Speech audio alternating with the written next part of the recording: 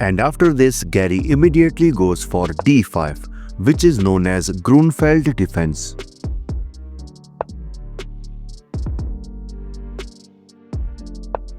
And now here the best move for white is to just bring the queen to b3, supporting this c4 pawn as well as keeping an eye towards this b7 pawn, and whenever this bishop moves, white can easily attack this pawn.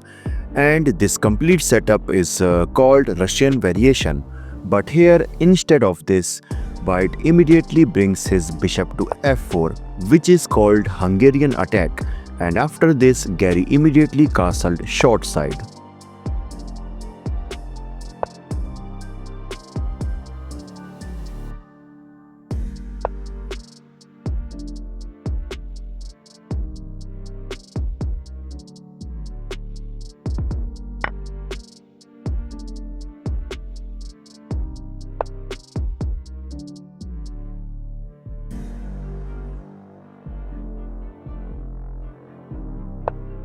And that's an inaccuracy by white. This is because now black can simply capture this knight on c6 by knight takes c3, and obviously you can't recapture this with the queen, so that's why you have to capture this with the pawn. And clearly you can see that now white gets this triple pawn structure, which is very bad. And now black can easily attack this by simply bringing his knight to d7, targeting this c5 pawn. But after this, white can capture this, but simply knight takes c5, attacking this queen. And after this, queen moves, knight to e4, targeting this weak pawn. Simply rook to c1, white has to defend this pawn, but simply queen takes d5. And clearly you can see that black now has an active queen, an active knight, and this amazing dark square bishop, all directly targeting this c3 pawn, which cannot be defended by the white. And clearly you can see that black is better. So that's why instead of queen to b3, instead of this move, in this position, white must consider this amazing move, rook to c1. But what's the point of this move? I mean, now black will simply capture this knight again, and obviously you can't recapture this with the rook. So that's why simply takes, which results in this results again in the simple triple pawn structure. But why this position is equal now? Well, the whole point of this move for white is to just bring this rook to this c file, and in just a few moves you will exactly see that why this rook on c file is so important. Basically it's guarding that crucial c3 pawn. Now white can easily defend against this all black attacks. But how? Let me show you. Suppose if knight to d7 with the idea of targeting this, simply takes. Here black can simply bring his queen to a5, targeting this as well as this, but simply queen to b3, okay? And if takes, which targets this queen, white can simply play queen to b4, asking for queen exchange. And here black has to exchange this queen, and after takes, you can see that now this c file is completely opened and this knight is attacked, so black has to move it. But after this, knight to d4, and at the end you will see that now black has an active rook on c file and this active knight, which is doing great. And capturing this knight will not gonna work, because in the next move, white will bring his rook to c7, targeting this e7 pawn, and clearly you can see that white will be better. Okay, so in the actual game, after this queen to b3, knight to a6 by black, simply targeting this c5 pawn.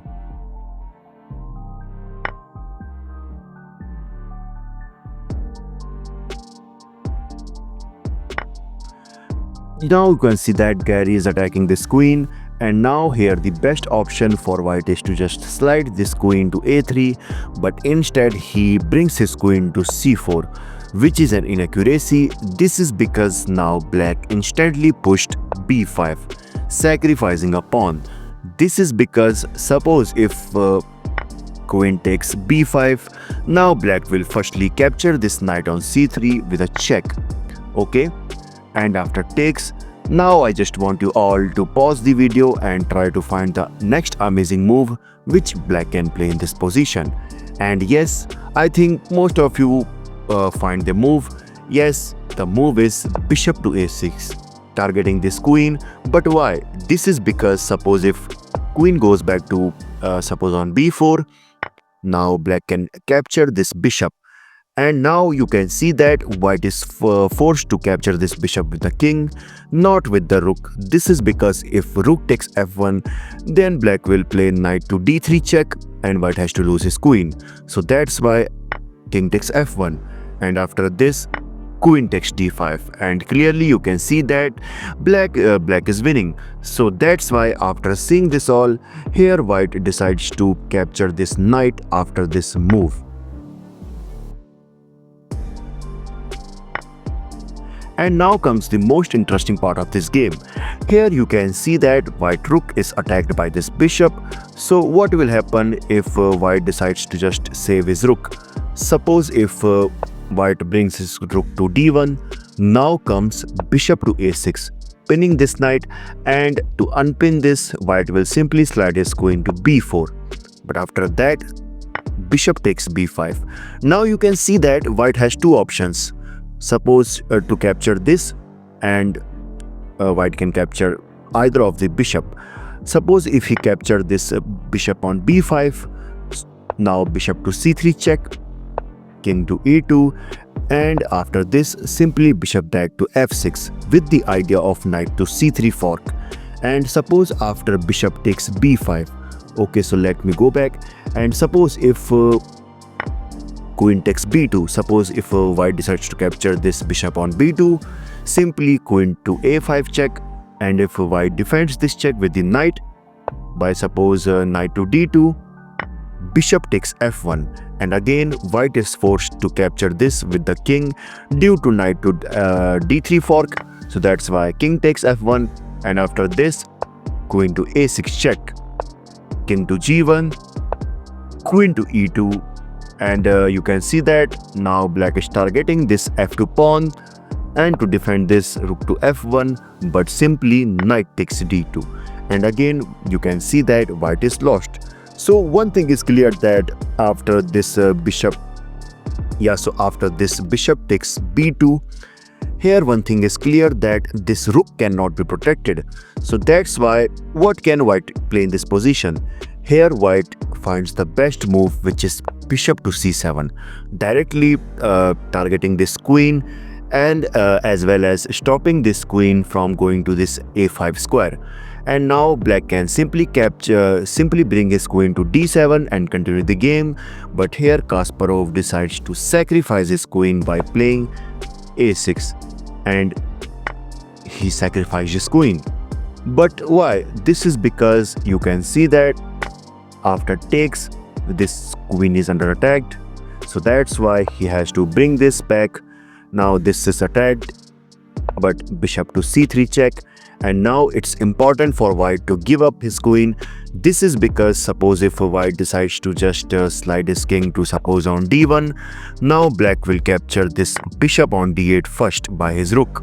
And now you can see that this is attacked, and in the next move black is going to capture this d5 pawn, and you can see that now white will become completely hopeless after this.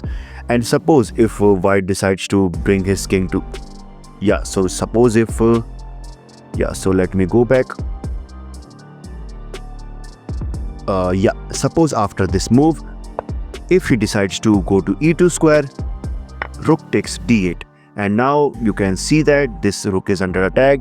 So that's why white has to slide this rook to suppose on c1, then simply rook takes d5, and in the next move black is going to play b4 so that he can bring his light square bishop to a6, which directly targets this king, and this is also winning for black. So that's why in the actual game, after bishop to c3 check, here white decides to give up his queen.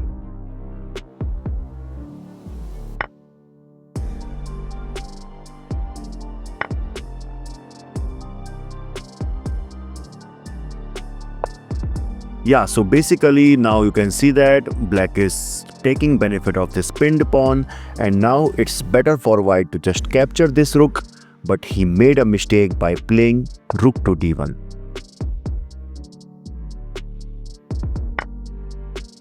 This is because now you can see that black gets a free pawn.